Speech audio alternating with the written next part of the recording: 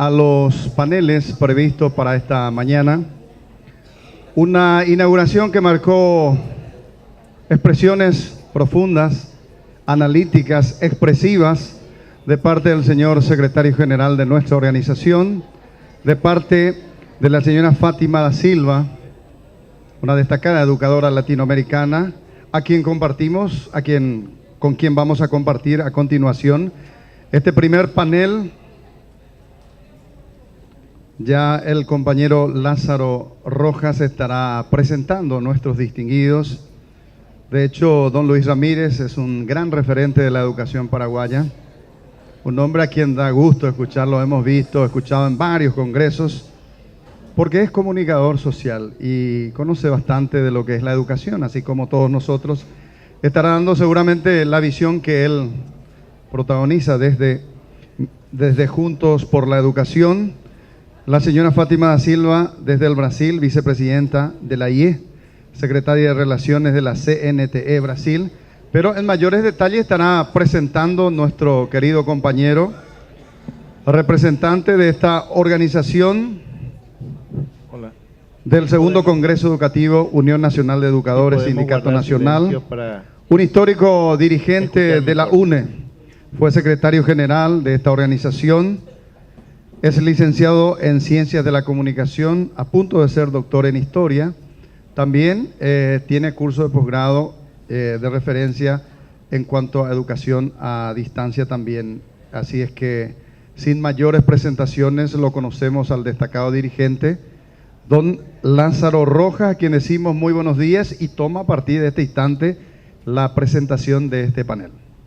Muy bien, gracias compañero, buen día compañeras y compañeros. Para dar inicio a la parte sustantiva de nuestro encuentro de hoy y mañana, tenemos ya los panelistas para tratar el tema propuestas planteadas por otras organizaciones para el logro de la calidad educativa. Para el efecto, tenemos a la compañera Fátima da Silva de Brasil, vicepresidenta de la Internacional de la Educación y secretaria de Relaciones del CENTE Brasil. Y el compañero Luis Ramírez, miembros de Juntos por la Educación. Entonces, para desarrollar ya en este primer momento de nuestro Congreso Educativo las propuestas que se plantean otras organizaciones para el logro de la calidad educativa, de la que ayer en particular ya hemos estado hablando, trabajando con el compañero Juan sobre nuestras propuestas, ¿verdad? Y entonces hoy vamos a ver la visión que tienen en particular los miembros de Juntos por la Educación y también una referencia de parte de la compañera Fátima sobre otras visiones. Y vamos a comenzar con el compañero Luis Ramírez, y para el efecto, bueno, tiene micrófono don Luis, y adelante. Hola, ahora sí. Muchísimas gracias, señor Lázaro. Buenos días para todas, para todos. Buenos días, Fátima, compañera de el espacio latinoamericano de la educación. Realmente es una satisfacción y un honor poder compartir con ustedes. Quise estar presente, llegué prácticamente en la madrugada, pero por estos medios electrónicos nos pusimos en contacto y yo enseguida confirmé cuando me invitaron, porque me parece muy importante que podamos, como sociedad paraguaya, establecer canales de comunicación entre todos los sectores que intervenimos, que trabajamos en educación. Pero no solo en educación, yo siempre suelo decir que lastimosamente el único espacio de encuentro real que tiene nuestra sociedad es cuando juega la albirroja. Después ya nos dividimos Cerro, Olimpia, ya nos dividimos por colores, nos dividimos por regiones, nos dividimos. Y hacemos pequeños pedacitos de una gran realidad. Y yo creo que ese es uno de los grandes problemas que tenemos como sociedad. Ya no sabemos más cómo dividirnos. Llegó a un tope.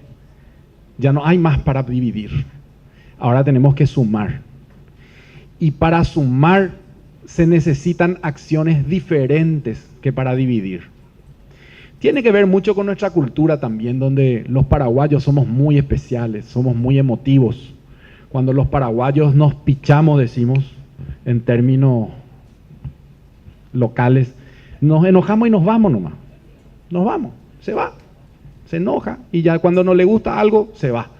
Y ese modelo no da más, ya no nos sirve. Tenemos que acostumbrarnos a estar en una mesa a pesar de nuestras diferencias. Con nuestras diferencias tenemos que acostumbrarnos a convivir, a estar y a participar. Yo creo que ese es el aprendizaje que nos falta a la sociedad paraguaya y es el aprendizaje que nos falta a los que trabajamos e intervenimos en educación. Porque una única mirada no va a existir. Cuando a mí me preguntan qué necesita la educación paraguaya, yo le digo una cosa no sé, porque hay para mí por lo menos 3 Paraguay. Un Paraguay rural, un Paraguay rural urbano y un Paraguay urbano. Y otra vez, dentro de esas 3 características hay diferencias. Entonces, cuando hablamos de la educación, tampoco podemos decir la educación del Paraguay. En la educación, otra vez, que es urbana, hay niveles. Entonces, en la educación rural hay niveles. Entonces, uno de los grandes problemas es que nos compartimentamos y cada quien se quedó en su nivel sin tener conexión y sin generar una condición en donde todos los paraguayos seamos responsables de lo que pasa en la educación. Artículo 75 de la Constitución Nacional. La educación es tarea de toda la sociedad, de los municipios, de la familia y del ente encargado o rector, que sería el Ministerio de Educación y todo el sistema educativo nacional. Esto nos llevó, esta discusión y este debate, nos llevó a encontrarnos algunas personas que estamos en educación con algunos empresarios que habían hecho un trabajo muy importante, no sé si recuerdan, en lo que se llamó REDIEC, Red de Exportadores del Paraguay. Funcionó muy bien, generaron mucha riqueza y se dan cuenta que eso no se tradujo en la mejora de la calidad, no se tradujo en la mejora de las condiciones de vida, no se tradujo. Pero Paraguay creció, recaudaciones, exportaciones, y seguimos igual o peor. Y ese grupo de empresarios dijo, si no intervenimos en educación, la riqueza del Paraguay no se va a poder distribuir. El problema ya no es la riqueza o la pobreza, sino la equidad. ¿Cómo nos vamos volviendo una comunidad más equitativa? Por eso este grupo de empresarios pensó y nos reunió a algunas personas de la sociedad que trabajamos en educación y nos lanzó el desafío de construir una organización que apuntale el Sistema Nacional de Educación. Y aquí viene una segunda premisa. Estos empresarios dijeron, si nosotros no somos capaces de poner el dinero que ganamos en Paraguay al servicio de la educación, no tiene sentido que sigamos reclamando.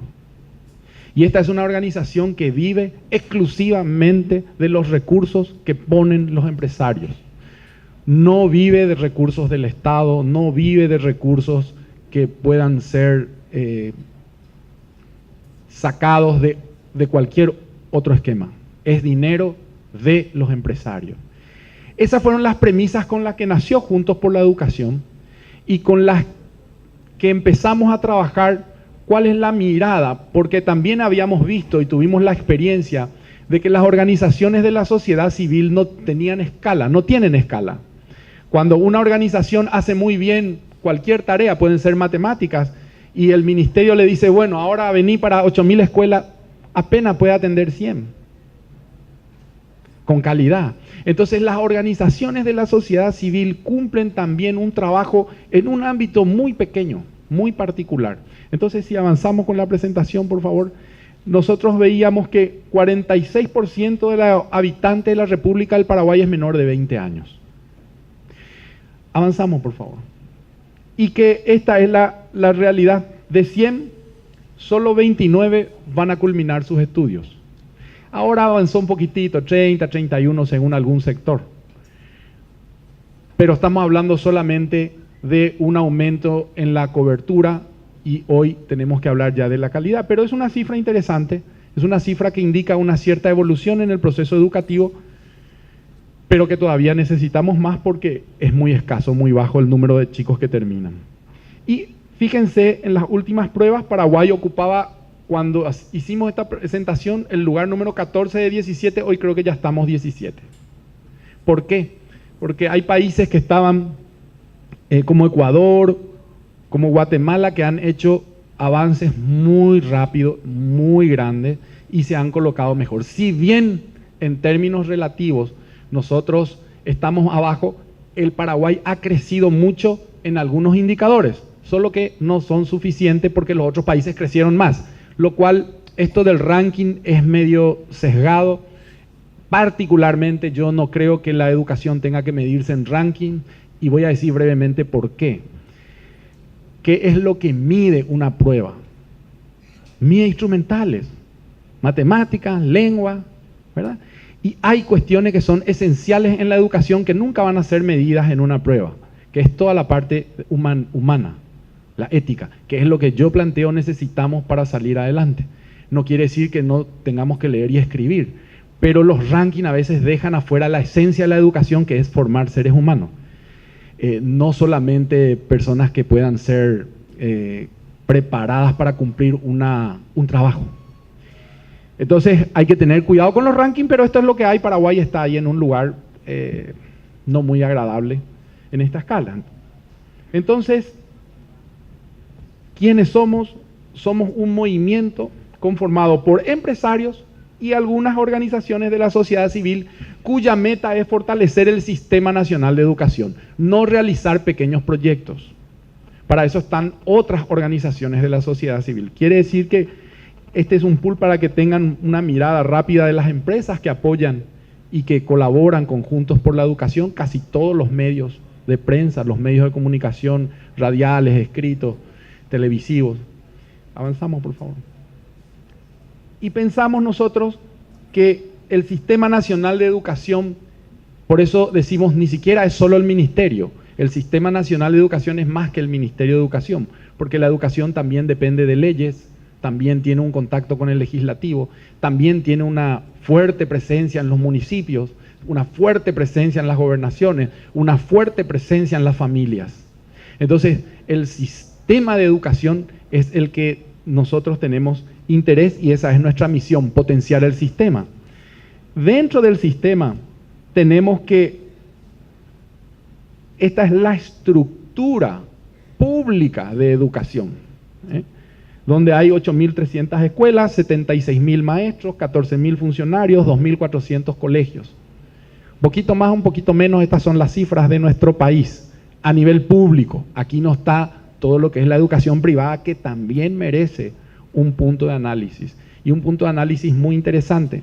A la vez, entre otras cosas que hago en la vida, soy integrante de la Asociación de Instituciones Educativas Privadas del Paraguay, la AIEP. Y yo les digo a mis colegas de la AIEP que en la medida que mejoremos la educación pública, la educación privada va a estar en serios problemas.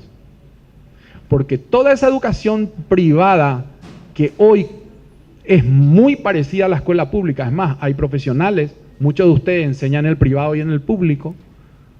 Cuando mejoremos la escuela pública, los privados van a tener que pensar qué van a hacer con sus escuelas, porque muchos van a pasar ya a la escuela pública, sí, el mismo profesor, y tiene la misma calidad. Entonces, hay todo un desafío que mejorar la educación le va a marcar a la parte privada, y la parte privada tiene que ponerse a la altura de las circunstancias y tiene que también saber por qué una familia va a ir a pagar por un servicio, incluso que muchas veces no recibe. Entonces, cuando hablamos de educación, hablamos de todo. Hacemos el foco en lo público, pero también hay que hacer un foco y una mirada en qué es lo que está pasando en los privados. Porque la educación es pública, la gestión es la que es privada o en manos de lo público. La educación es un bien para todos.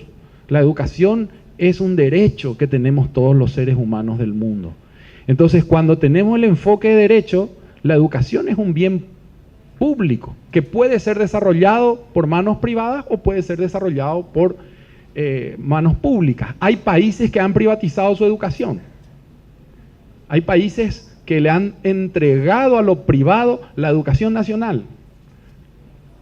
Y son experiencias interesantes, países pequeños de Europa, y han funcionado. Habría que ver si el contexto latinoamericano se da para eso. Es una discusión aquí muy interesante. Avancemos. ¿Qué es lo que nosotros tenemos como visión? Queremos contribuir con los niños jóvenes entre 0 y 17 años para que reciban una educación pública de calidad. Esa es una de las metas más importantes que tenemos.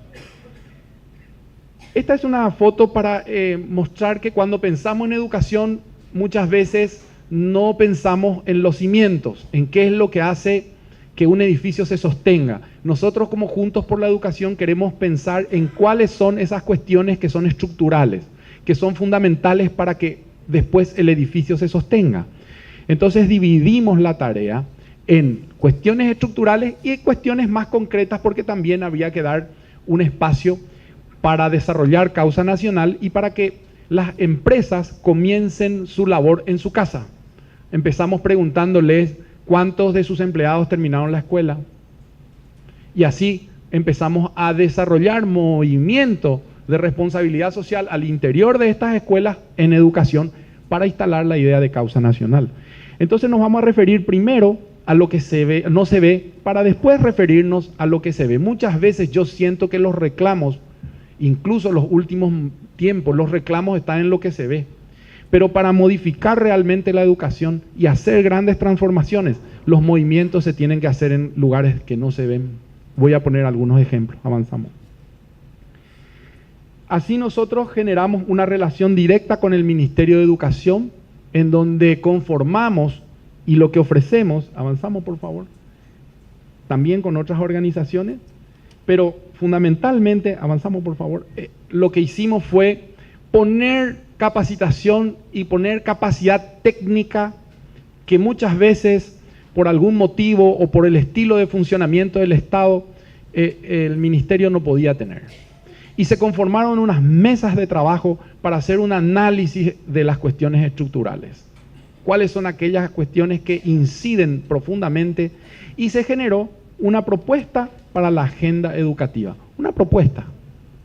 Una propuesta no quiere decir la agenda educativa, es una propuesta para discutir, para debatir. Eso está disponible y se puede discutir, se puede estar de acuerdo. Es la visión de un grupo de personas que técnicamente han mirado la realidad de la educación paraguaya. Digo técnicamente porque también tratamos de incluir en mesas la mayor diversidad posible en relación a algunos temas, pero eso no siempre es posible y hay visiones que se quedan fuera. Entonces es una propuesta que puede ser y que debe ser enriquecida por otras miradas. Esa propuesta nos llevó a lo siguiente, avanzamos. Vimos que la formación docente, le ponemos este nombre porque todavía no sabemos o no fuimos muy inteligentes en crear un nombre nuevo. Pero la formación docente en realidad no entendida como formación docente solamente, como la capacitación, es importante. Pero para la capacitación lo que necesitamos es un plan de regulación de los institutos de formación docente. Necesitamos saber primero si los que tenemos son necesarios,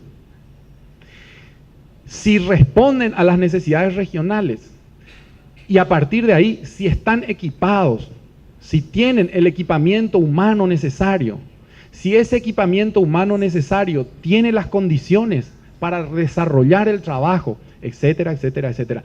Muy ligeramente decimos formación docente, pero en realidad hay que trabajar en darle a los institutos un lugar adecuado. Es más, muchos conocerán ustedes, no tienen ni siquiera infraestructura. Funcionan en una pieza o en dos piezas que le prestaron. O sea, ¿cómo podemos reclamar la formación del docente si no hay una estructura mínima básica de condiciones para que el docente reciba su enseñanza? Es más, en esas condiciones recibe una enseñanza del siglo pasado. que no les sirve ni le va a servir para lo que va a venir. Pero reclamamos la formación. Entonces no es solo la formación, sino generemos condiciones para que la formación sea también de calidad. Y es uno de los factores más importantes. Avanzamos. También tienen que haber nuevos reglamentos de apertura, funcionamiento y cierre si fuese necesario. Es decir, hay que plantearse la reconversión de algunos. Por ejemplo, pensar que algún centro, algún IFD se especialice en matemáticas y que traigamos lo mejor del mundo en la enseñanza de las matemáticas y que todo docente paraguayo que quiera especializarse en matemáticas encuentre en ese IFD lo mejor de las matemáticas del mundo, en didáctica, en desarrollo de pensamiento lógico, en generación de pensamiento, que hoy es una de los trabajos más importantes porque todo el proceso de tecnología se hace con el pensamiento matemático.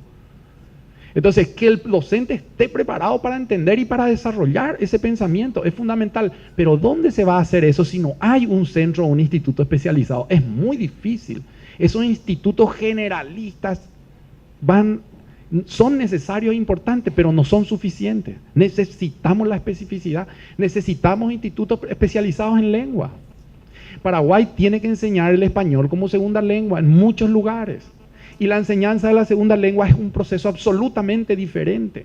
Imagínense, el niño vive su vida en guaraní, la cantina en guaraní, el recreo en guaraní, con su mamá en guaraní, y entra a la sala y habla español. No entiende. ¿Cómo puede entender? La vida transcurre en otra cultura, en otro idioma. El español es su segunda lengua. Y la enseñanza de la segunda lengua es específica. Entonces, tiene otros métodos, tiene otro modelo. Eso, tiene que haber un lugar donde el maestro aprenda y donde el docente se vaya formando. Hay aquí en crisis algunas cuestiones, es decir, sí o sí, las escuelas van a desaparecer más tarde o más temprano. ¿Por qué? Habrán escuchado el tema del bono demográfico. Cada vez va a haber menos niños, no va a haber más niños. Entonces, ¿qué va a pasar con las escuelas? Se van a cerrar, naturalmente se van a cerrar. Paraguay ya llegó en unos 5 o 6 años más, llega al límite, a partir de ahí empieza a decrecer. Eso es lo que hay que mirar. Entonces, maestros, la misma cosa.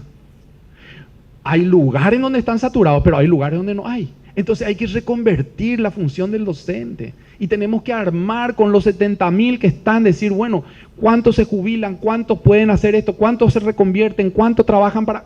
Y se hace un nuevo plan donde todos podamos tener trabajo especializado y específico. Esto es lo que tenemos que pensar y esto es lo que tenemos que proponer como docentes. Además, mejoramiento de los concursos. Si nosotros seguimos teniendo como mecanismo de ingreso y de trabajo y de desarrollo de la carrera docente el mecanismo que tenemos, no vamos a poder avanzar. Voy a poner 2 elementos, probablemente hayan más. Uno, no puede seguir siendo la función partidaria un esquema de distribución de cargos en la educación. No puede ser. Segundo, es penoso que un docente, muy buen docente, para escalar en su proceso de desarrollo tenga que dejar el aula.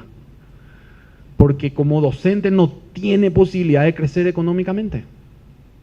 O te tiene que transformar en director, o tiene que transformarse, y siempre un buen docente está esperando la hora de salir del aula. ¿Cómo va a avanzar la educación así? ¿Cómo va a avanzar la educación así? Nosotros necesitamos que los buenos docentes se queden en el aula y tengan un plan de carrera, donde el buen profesor del primer grado pueda ganar mejor en base a el proceso que va teniendo en la enseñanza. Tenemos que repensar totalmente el sistema de distribución de los recursos. Tenemos que tener otra lógica. Es muy difícil que podamos avanzar con la lógica que llegó hasta aquí. Hasta aquí llegó y podemos decir estamos, pero fíjense cómo estamos. Necesitamos una nueva lógica.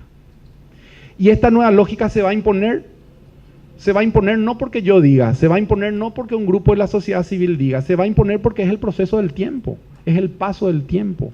Así va a pasar. El mundo cambia, el mundo evoluciona. Tenemos hoy, y fíjense algo que a mí me asusta y me maravilla al mismo tiempo. La competencia que nosotros realmente tenemos se llaman los humanoides. Esto no es un invento, vean, es una realidad. Hoy los científicos han inventado un chip neuromórfico que uno se aplica en el cerebro y, por ejemplo, cura el Parkinson, cura el Alzheimer. Pero no solo eso, genera una interfase entre el cerebro humano y la computadora. Es decir, se amplifica y se amplía las posibilidades del trabajo y del pensamiento humano. Quiere decir que hoy nosotros tenemos que preparar a nuestros jóvenes y nuestros chicos para competir no ya con computadoras, sino con humanoides. ¿Dónde está el factor diferencial de la educación? El factor diferencial de la educación está en la ética. Y esos humanoides nos van a mostrar a los seres humanos que somos más que materia, que somos espíritu. Si la educación no apunta fuertemente a estos valores, la sociedad va a colapsar. Va a colapsar porque todos los problemas del futuro son problemas éticos. Una persona hoy es filmada 300 veces al día. Entra al shopping, se te filma. Te vas por España, se te filma. ¿Cuál va a ser el criterio de lo privado, de la privacidad? Hay desafíos y problemas muy grandes.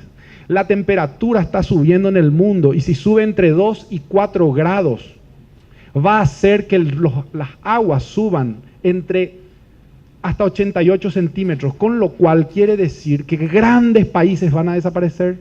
¿Qué vamos a hacer con toda esa gente que se va a juntar? Estamos viviendo unas sociedades pluriculturales y en donde al mismo tiempo se exacerba el fundamentalismo religioso. Estos son los problemas que vamos a tener como sociedad.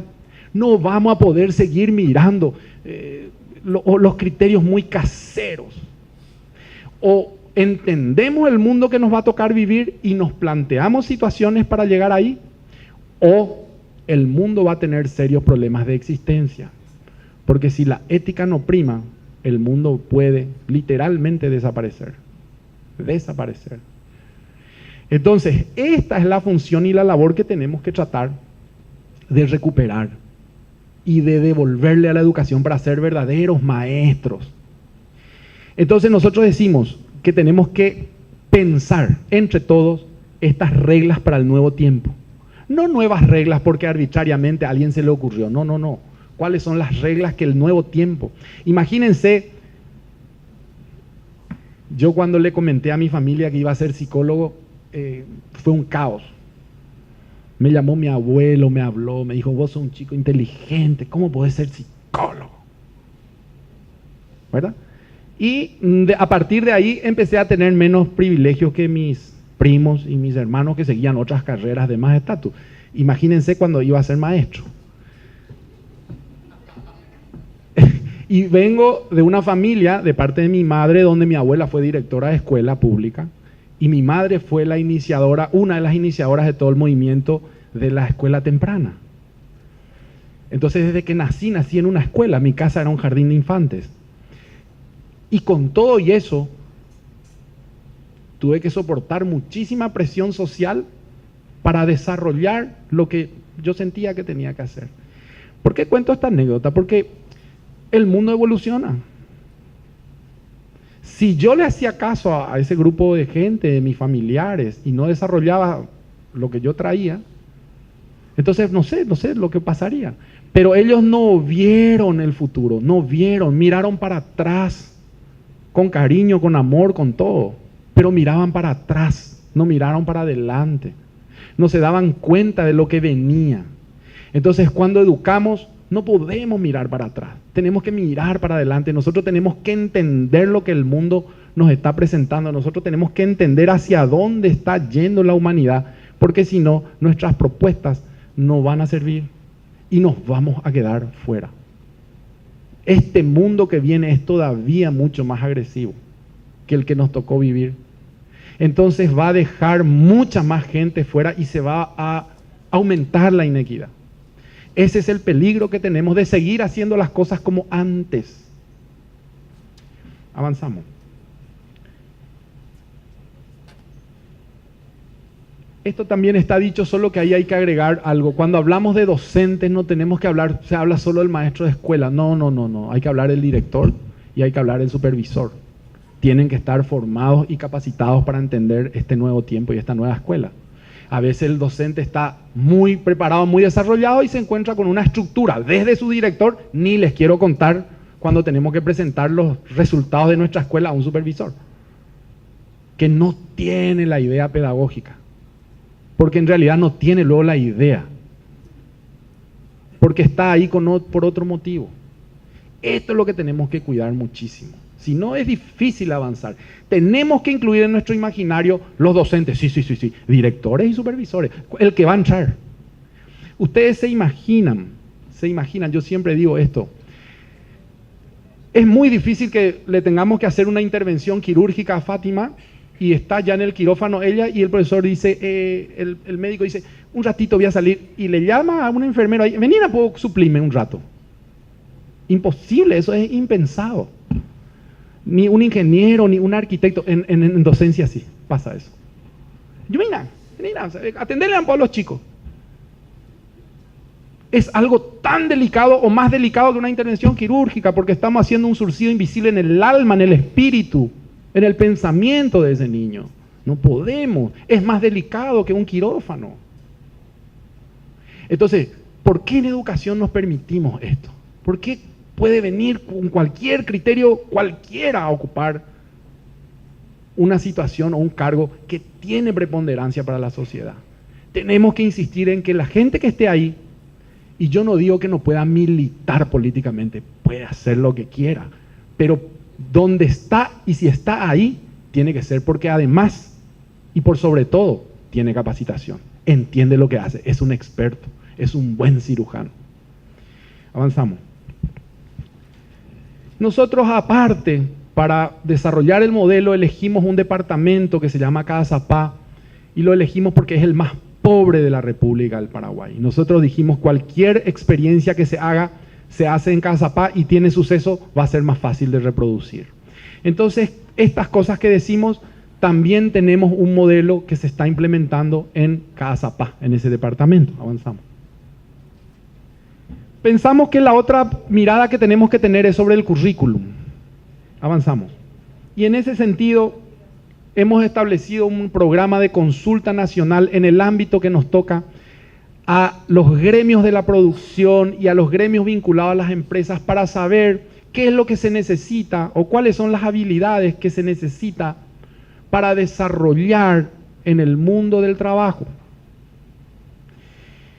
Esas habilidades no son solamente duras o las habilidades, no, fundamentalmente las habilidades, por ejemplo, responsabilidad, respeto, es decir, cuál es la mirada que hay hoy de un joven en virtud de esto. Entonces comenzamos a hacer unas consultas para nutrir y para mostrar la división que hay hoy entre la educación, la escuela y después el mundo del trabajo. Insumos para repensar un currículum. Aclaro siempre esto porque hay una visión del empresariado y es así en un sector que se busca como mano de obra barata. No es la idea. No es la idea. Pensamos que sí, está bien el mundo del trabajo, pero si el mundo del trabajo no está hilado al sentido de la vida, no hay trabajo. No hay trabajo. Es decir, no es el trabajo nomás, sino cuál es tu proyecto de vida. Eso, y por suerte se están dando cuenta que es así. Los jóvenes entran y no tienen un proyecto de vida. Se van a trabajar nomás, entonces 2 meses acá, 3 meses acá, un mes allá. No se puede establecer un proyecto y un programa porque no hay proyecto de vida. La escuela tiene que tener un énfasis y un proceso que le ayude al joven a descubrir cuál es su proyecto de vida. Yo siempre digo, y vuelvo a mi ejemplo, si yo no hubiera tenido mi proyecto de vida muy claro, probablemente con esa fuerte presión familiar que recibí, me hubiera quedado en el camino. Me hubiera quedado en el camino. Pero mi proyecto de vida, el que era claro. Y les cuento como paréntesis, porque durante el ejercicio de volverme psicólogo y maestro, y tuve en ese proceso de ser maestro la alegría de compartir con algunos de ustedes, en ese proceso de convertirme en maestro en algún momento para subsistir, fui periodista deportivo. Trabajé 10 años en el periodismo deportivo, hice radio, televisión, y les puedo asegurar que es lo más lindo del mundo, apasionante. Pero yo siempre quise hacer lo que estoy haciendo. Trabajaba poco, ganaba bien y dejé el periodismo deportivo, porque mi proyecto de vida, el que siempre fue claro. Entonces yo esto veo que es esencial. Si en la escuela no trabajamos, simplemente vamos a tener trabajadores, personas que cumplen una función y un trabajo, pero que están amargadas, o que en su vida no tiene sentido. Como yo siempre digo, yo ya soy rico, tal vez alguna vez también tenga dinero. Avanzamos. Tiene que haber un ordenamiento de la oferta de la capacitación para el trabajo. No es cualquier trabajo, donde fomentamos a lo mejor las industrias o los grandes trabajos. No, ahí en su lugar, ¿cómo hacemos que planten mejor, que vendan mejor, que vivan? Si no traemos toda la gente a la ciudad, es un caos. Tenemos que fortalecer las actividades locales, las actividades regionales. Tenemos que ver la calidad competitiva de ese lugar, para que desde ese lugar la gente, sin dejar su territorio, mejore. Avanzamos. Avanzamos. Esto ya lo dije. Conectividad. Este es un tema para nosotros muy importante y voy terminando. Mucho se habla de la computadora en el aula, que quieren la computadora. Da igual. Puede ser la computadora, puede ser las tablets, puede ser el teléfono. Pero si no hay conectividad, muy difícil. La conectividad es lo más importante y tenemos que ir sobre la conectividad. Y es fácil lograr la conectividad. Ustedes se imaginan empezar por los puntos de supervisión nomás, que estén conectados, que ustedes los maestros del interior no tengan que venir a perder 4 o 5 días a la capital para traer sus planillas y que después una firma faltó porque te olvidaste y tenés que volver. O que el negro no era del todo negro, parece que es medio azul y te rechazan tu planilla y te tenés que ir y volver 15 días porque es medio azul y no negro. Nos pasa, ¿verdad? Sigue pasando, es la realidad, es así. Que nosotros podamos tener conexión para que desde donde estés puedas enviar tu planilla y esa planilla tenga validez, tenga valor. ¿Cuánto te ahorra en tiempo, en energía, en disgusto, en dinero? No tiene precio. Y esto es exigible. Se tiene que hacer, se puede hacer. Solo que hay que juntarse con las personas adecuadas. No es una tarea exclusiva del Ministerio de Educación. Aquí entra Conatel. Y con algunos pensamientos estratégicos se puede lograr que las escuelas estén conectadas. No va a significar mucho. Son empresas que están dispuestas y que también ganan mucho con el Paraguay. Y que le podemos pedir que algo nos destinen para la educación. Y se puede, y están dispuestos. Hay que aprovechar esto. Sería fantástico. Por eso nosotros pensamos que después el medio tecnológico que tengas puede ser cualquiera. Puedes tener pizarras, puedes tener, eso ya de acuerdo a la comunidad. Pero ustedes imagínense que a través de que le dotemos a los IFD de tecnología, podamos recibir clases de todas partes del mundo, el docente pueda hablar y entrar con capital. Es decir, podemos avanzar muchísimo. Avancemos. Entonces, el Plan Nacional de Conectividad Educativa es lo que tenemos que perseguir. Después, el medio a futuro seguramente va a ser el teléfono. El teléfono va a superar y ya está superando todas las posibilidades de tecnología, ¿no? Pero bueno, avancemos. Avancemos. ¿Qué pensamos como estrategia? Para observar esto, nosotros decimos que tenemos que crear, y lo estamos haciendo, ya lo tenemos listo, un observatorio educativo que ayude a mirar. Paraguay, cuando uno quiere revisar los datos, tiene muchos problemas. Ahora, por suerte, el portal está abierto y la información está online, pero tenemos muchos problemas en estadística. Hasta para ponernos de acuerdo en cuántas escuelas hay. Si uno revisa la estadística de un grupo, tiene unos números, la otra tiene, o sea, no hay un sistema nacional de estadísticas confiable plenamente. Entonces tenemos que empezar por ahí. Tenemos que empezar ajustando números y poniendo en la agenda a consideración de toda la ciudadanía los datos de educación, porque también pasa que están los resultados, pero nadie lee. Realmente son muy difíciles de entender. Entonces, ¿cómo hacemos popular esos datos? ¿Cómo le decimos a una mamá, a un papá, cuáles son los datos en educación? Eso es algo que nosotros consideramos absolutamente importante para que todos puedan entender qué pedir, qué exigir, qué buscar, qué reclamar de tu escuela. Avanzamos. Y finalmente, hacen falta más o menos 11 leyes en educación. Nosotros creemos que hay 3 que son fundamentales. Una, que ojalá se promulgue ahora, que tiene que ver, adelante por favor, que tiene que ver con la ley orgánica del ministerio. Es fundamental. En su historia, desde hace 90 años, el Ministerio de Educación no tuvo una ley orgánica. ¿Qué quiere decir eso? No hay un sistema de carrera. Los cargos se crean, se sacan, se ponen de acuerdo a el ministro que venga. Les quiero contar esta anécdota. Entre Fernando Lugo y Federico Franco, pasaron 4 ministros.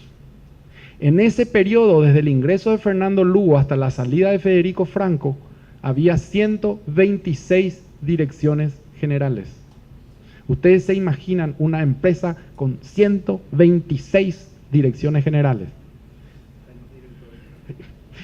Absurdo. Absurdo. Hoy hay un poquito más de 20. ¿Sí? Eso con una carta orgánica va a ser imposible. No va a haber ya esa discrecionalidad en el manejo de los recursos. Y imagínense cuánta gente formada y capacitada en el Ministerio de Educación y no hace carrera. Y le mandan al freezer allá, ¿y qué está haciendo? Y yo tengo un magíster en evaluación, ¿y qué está haciendo? Y estoy atendiendo acá el depósito. 34 magíster en educación inicial formó el Paraguay y hoy no hay uno en el ministerio. Claro, todos trabajando después en el privado. Genial está. ¿Y el Estado que te ayudó a hacer tu magíster? El Alberto Hurtado en Chile, nada más y nada menos. How pay? Está en el privado. ¿Por qué? Y le frisearon. No puede ser. Tenemos que tener un ordenamiento y un plan de carrera. Si entrenamos y tenemos hombres absolutamente preparados, pues que trabajen en la función pública, sería fantástico. Avanzamos. La ley de financiamiento. En la ley de financiamiento, algunos detalles. Muchos dicen el 7%. Yo no sé si el 7, el 3 o el 2. Lo único que sé es que hay que invertir en educación y tenemos que invertir más. ¿Por qué digo esto? Porque es una falacia quedarnos con el 7. El 7 es un acuerdo y un convenio internacional de lo que es mínimamente satisfactorio. Pero a lo mejor el Paraguay al principio tiene que invertir 10. Aparte, no podemos nosotros comparar nuestro Producto Interno Bruto con el de Finlandia.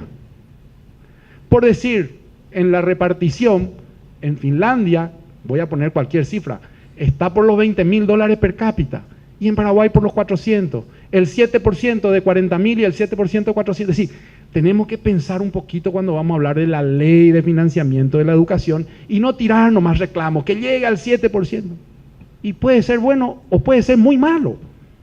O, dicho en otros términos, resulta que puede no ser suficiente.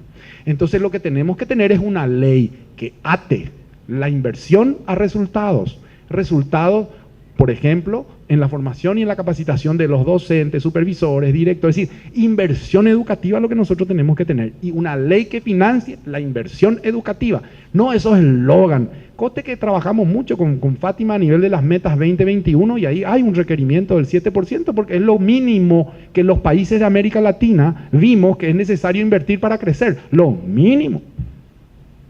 Pero dejemos Brasil ahora con un proceso que hizo, no sé cómo estará eso, porque estaba ligado un poco a Petrobras y todos sus ingresos, pero llegó al 10% y movió toda la aguja latinoamericana. Fue impresionante el trabajo que hizo Brasil en ese sentido. Y movió todos los indicadores. Ahora, no sé cómo eso se traduce y si fue suficiente. No sé, ese es el análisis que hay que hacer. Y por último, tenemos que pensar el estatuto docente. Un nuevo estatuto, lo que hablábamos en que contemple un crecimiento y un desarrollo del docente en el modelo de desarrollo, no en un modelo ya que hasta aquí sirvió. Tenemos que pensar, y eso tenemos que pensar, y eso tienen que ustedes pensar, y eso ustedes tienen que ver cuáles son las coordenadas fundamentales desde la realidad y la necesidad de ustedes. Avancemos. Avancemos. Y por último, la modernización de la estructura organizativa. Si no tenemos un Ministerio de Educación moderno, renovado, adaptado, a lo mejor más pequeño, con un modelo de desconcentración, descentralización, como quieran, si no empezamos a pensar en esos modelos va a ser insostenible porque toda la recaudación se va para mantener la estructura, no se puede invertir.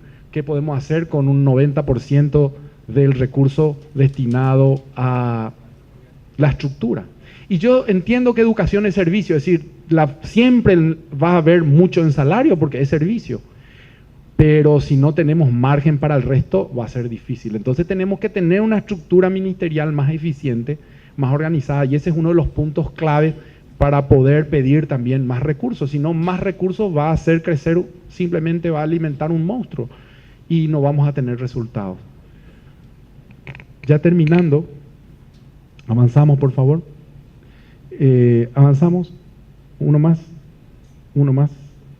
Simplemente para contarles esto, también tenemos una campaña de movilización que atiende a impulsar bibliotecas y levantar escuelas.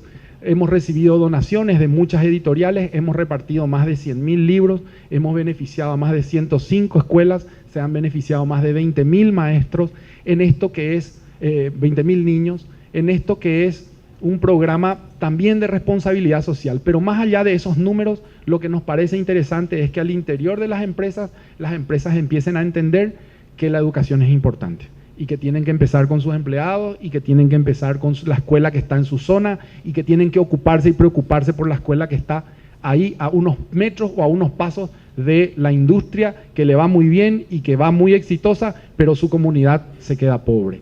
Esta es la visión que estamos cambiando y que le estamos trayendo desde Juntos por la Educación a las empresas y a las organizaciones que colaboran con nosotros. Muchísimas gracias, espero no haberles cansado, y es una visión que tenemos de transformación. Venimos a colaborar para la transformación de la educación pública. Muchas gracias. Muy bien, gracias Luis. Vamos a dar la participación a Fátima y luego tenemos un espacio para preguntas y respuestas. Espero que hayan anotado algunas cosas llamativas, por cierto, de la exposición de Luis. Entonces, damos micrófono a Fátima, unos 25 o 30 minutos. Sí, cómo no. Sí, ya aprendí de Juan ayer. Bien. Buenos días a todas y a todas nuevamente. Yo tuve, como habló el compañero, Lázaro, yo tuve la oportunidad de ayer estarmos un poco hablando con la directiva de la UNE, pero no hablamos temas totalmente ligados a la educación. Hablamos esto también con Juan y con el compañero Converte, pero tuvimos la oportunidad de hablar un poco sobre el panel de la situación, un análisis de la conjuntura de lo que está pasando en los países de Latinoamérica. Y hoy tengo la oportunidad de poder hablar un poco más aquí en este espacio, qué es el movimiento pedagógico, qué es nuestro concepto de educación y qué tipo de educación queremos a nuestros pueblos del continente latinoamericano. Como dice Luis, cuando llegué acá, dice, ¿de dónde nos encontramos? ¿Dónde estamos? Porque siempre sabía que ya teníamos compartido algunos espacios. Y es el espacio de la OEI, la Organización de los Estados Iberoamericanos. Hay un grupo consultor, asesor de la dirigencia, donde en este grupo hace parte varias organizaciones. Entre ellos estamos representando el caso, el sector del movimiento sindical, que están haciendo un acompañamiento del cumplimiento de las metas 2021. Pero Luis, yo quiero confesar, hacer esta confesión, que después que usted habló, estoy me quedando muy propensa a hacer un debate, un diálogo contigo sobre algunos puntos que fue expuestos acá, ¿no? Estoy así, y sabes cómo somos los dirigentes sindicales, ¿no? Nos gustamos de hablar y de contestar y de hablar mucho, ¿no? Entonces creo que já tenía un poco, pero vamos a hacer un diálogo, hasta mesmo de puntos de vista y de miradas. Porque si hay una cosa en común es que defendemos la educación. Pero mi mirada viene del movimiento sindical, de las luchas por el derecho de la educación pública, por la valorización profesional y una educación pública ofertada por Estado, laica y de calidad. Yo tengo 29 años que soy maestra, soy pedagoga, y cuando empecé a trabajar, nuestra lucha era para que tenía cupos para los alumnos estar en las escuelas. Los padres se quedaban una semana adelante de la escuela para lograr a poner su hijo dentro de la escuela. Y muchos no lograban poner los hijos en la escuela porque no tenía espacio tal. Yo creo que nuestra lucha hoy hace que sea al revés. Las escuelas ponen una ficha adelante y digan así, tenemos cupos para tal, traga su hijo para esta escuela. Não foi dádiva de nenhum governo. E o mesmo passa, ainda em América Latina, temos falta ainda. Ou seja, temos esse caso ainda que não é totalmente resolto. O acesso, o ingresso e a permanência é uma deuda que muitos países de Latinoamérica ainda têm com sua gente em educação. Bem, digo isto para dizer que nossa luta, e eu me recuerdo bem, desde o primeiro ano que estava como maestra, mi sindicato, e era o processo de reabertura democrática em Brasil, mi sindicato ponia assim, mais cupos nas escolas. Era uma de sua pauta principal. Ou seja, para dizer que as lutas de los sindicatos não são só por salários, são por lo derecho à educação e também são por direitos sociais e também ter posição enquanto entidade, enquanto organização sindical. Então, eu creio e estou feliz por viver este tempo também. Bem, lo que planteamos enquanto movimento pedagógico latino-americano, tener espaço e voz a los educadores, aqueles que de verdade hacen la educação acontecer em todos os países, em todos os rincones, desde as zonas rurales, urbanas, campesinas, indígenas, remanescentes de escravos, no caso de los quilombos e todo assim por delante. Então, o movimento pedagógico quer de verdade empoderar aqueles atores que hacen a educação. E é através da organização sindical. Também queremos que o sindicato seja escuchado por todos os governos e que tenha um processo de negociação verdadeiramente em quanto às questões pedagógicas, curriculares, que vão desde o currículo que trabalhamos com os estudantes, pero também de los currículos de formação de professores. Queremos também dizer que os sindicatos se empoderem e se apropiem da pauta pedagógica, que não se queda solamente com as questões trabalhistas de direitos e com os econômicos. E que sejamos ouvidos, porque que fazem os ministérios de educação quando querem cambiar ou quando querem proponer qualquer ato de educação? Chamam a todos, menos o sindicato, menos os educadores que vão executar esta política. Quando chamam, é para apresentar, para dizer assim, mira, definimos tal coisa que vocês têm que aplicar de tal grado a tal grado e tal, aqui está, e vocês vão para as escolas executar. Então, se queremos cambiar isto, queremos que qualquer cambio, qualquer proposta educativa tenha a presença e a voz de los educadores.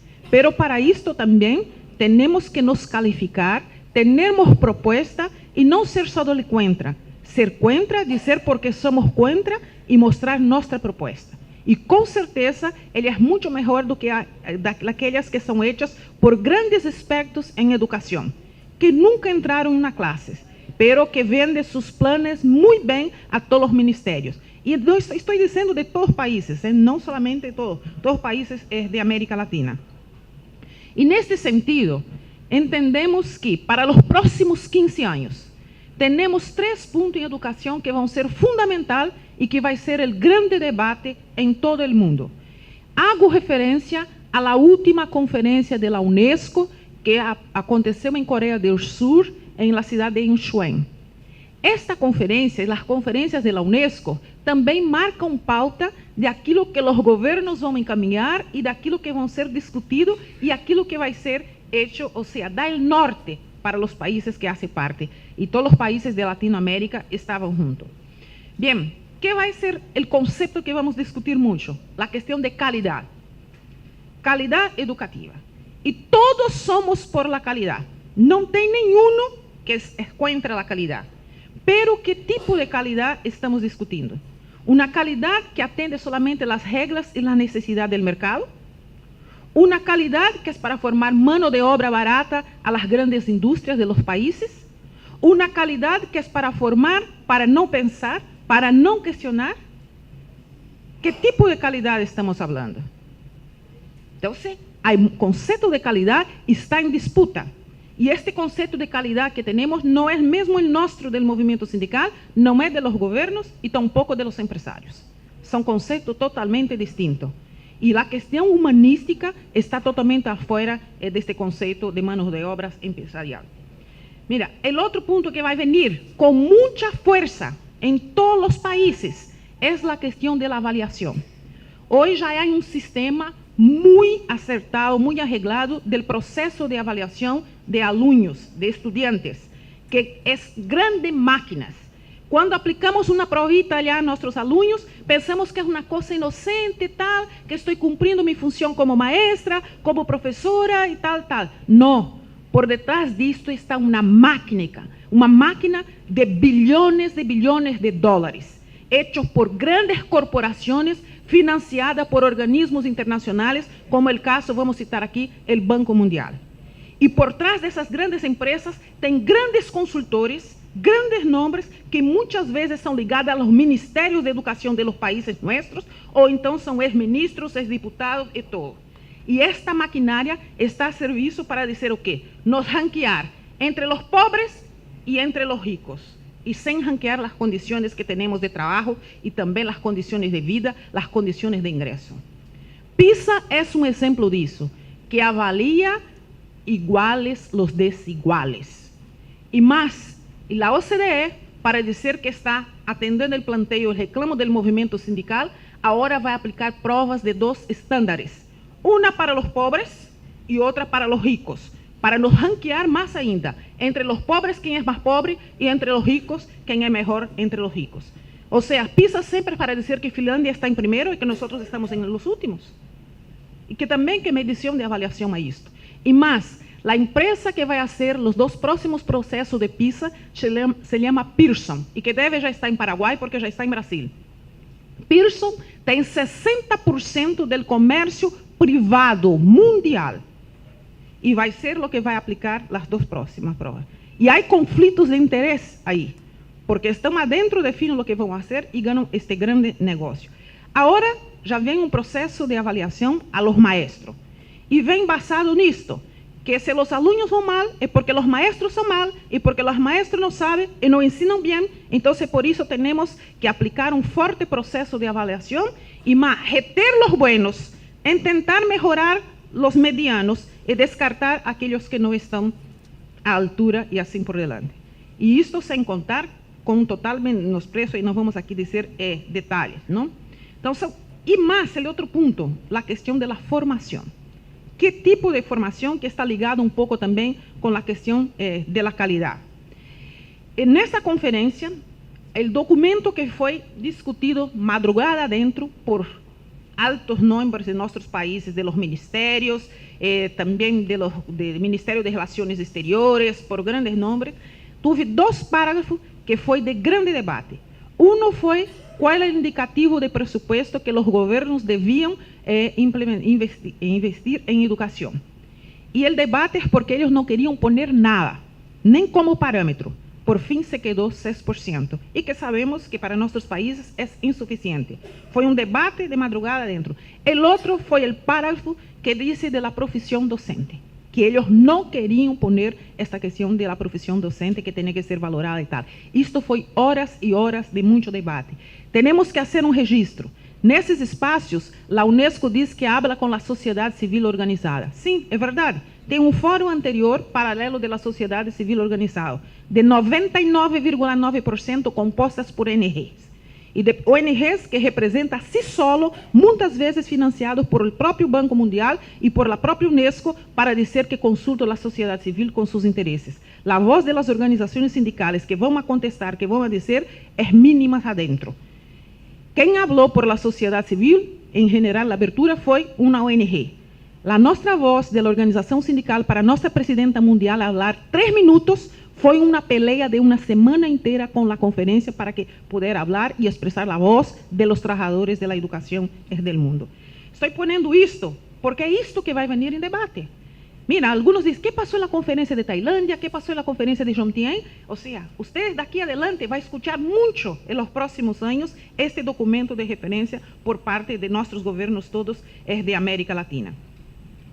Entonces, repitiendo, con los sindicatos entendemos que tenemos que ser protagonistas, sermos actores, tener un canal de interlocución y de respeto en los espacios gubernamentales que sente de igual e que nos considere enquanto representante de los trabajadores em educação, para hacer toda a discussão sobre currículo, jornada de trabalho, jornada de classe com os alunos e aspectos físicos e administrativos de nossas escolas.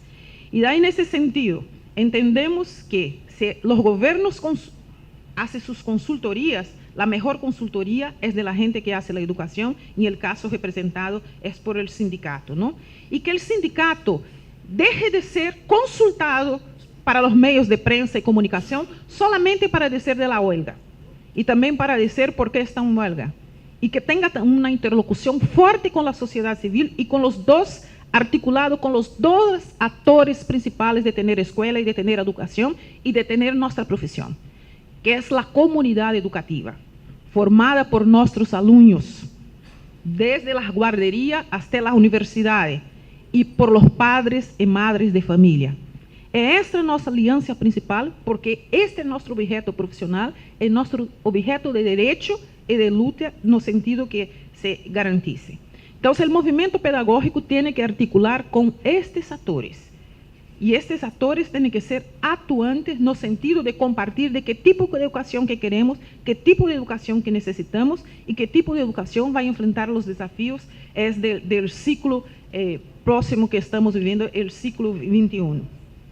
Bien, y que el sindicato sea una voz en la sociedad que articula desde los derechos de los trabajadores, pero también que articula los derechos de la sociedad. Los sindicatos tienen que ser y son autónomos. No cabe a ningún partido político vir dizer lo que tiene que hacer el sindicato. Pero ser autónomos no significa ser neutrales. Los sindicatos tienen que tener posiciones políticas sobre todas las cuestiones que involucran el país, de soberanía, de autonomía, de democracia, ¿no? Ser autónomo no es ser neutral. Y esto no significa que también adentro de nuestras organizaciones sindicales los maestros y las maestras tengan diferentes afiliaciones partidarias.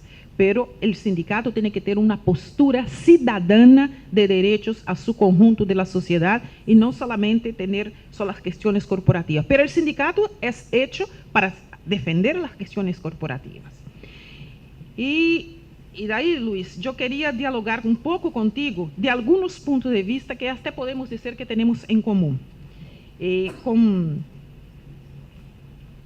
ustedes hacen parte de la Reduca, ¿no? Y en Brasil también tienen Todos por la Educación, como en todos los países de América Latina, y ellos articulan en ese sentido. Igual ustedes, la UNE está en la Internacional de Educación y así por delante, ¿no? Bien, la primera cosa que nosotros en cuanto a Internacional de Educación defendemos es que los empresarios de nuestros países tienen que pagar impuestos. Porque quien paga impuestos en nuestros países, todos de América Latina, son los trabajadores que ya ven descontado en su fuente. Que queremos es que los grandes empresarios paguen impuestos sobre el tabaco, sobre la bebida y sobre el soya y sobre el ganado que va y que no tenga sonegación fiscal. Porque en Brasil, y como todos los países de América Latina, la sonegación fiscal de los grandes empresarios es habilitante.